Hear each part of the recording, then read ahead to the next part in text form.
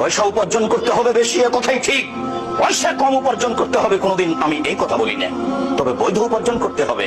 টাকা ছাড়া আপনি জাতির কোনো উপকার করতে পারবেন না। বিশ্ব অসহায় অবস্থায় ওই কথাটা আল্লাহ রাসূল খোলা মাঠে ঘোষণা করেছিলেন। তিনি খোলা মাঠে বলেছিলেন 450 কিলোমিটার দূরে, 600 কিলোমিটার দূরে যেতে হবে। তাবুকের যুদ্ধে কে কি করতে পারে, কে দান করতে পারে।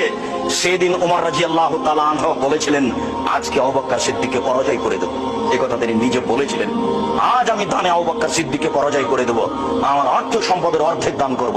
ওমর, কি করতে চাও? ওমর বলছেন, আল্লাহর নবী, আমার অর্থ সম্পদের অর্ধেক দিয়ে দিলাম। বাড়ির জন্য কি রেখেছো? অর্ধেক রেখেছি। আবু বকর, এ কিন্তু আবু দাউদের সহিহ হাদিস। আবু বকর, তুমি কি করেছো?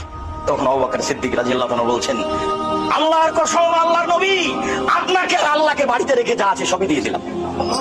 10 টাকাও হবে না, ভ্যান ভাড়াও হবে না। কিন্তু তিনি যা বলেছেন, কিয়ামত পর্যন্ত তার কথাকে ডিঙ্গিয়ে কেউ যেতে পারবে না। তখন ওমর বললেন, আজ যখন পরাজয় হয়ে গেলাম, জীবনে কোনোদিন আবু বকর সিদ্দিককে দান করে আর পরাজয়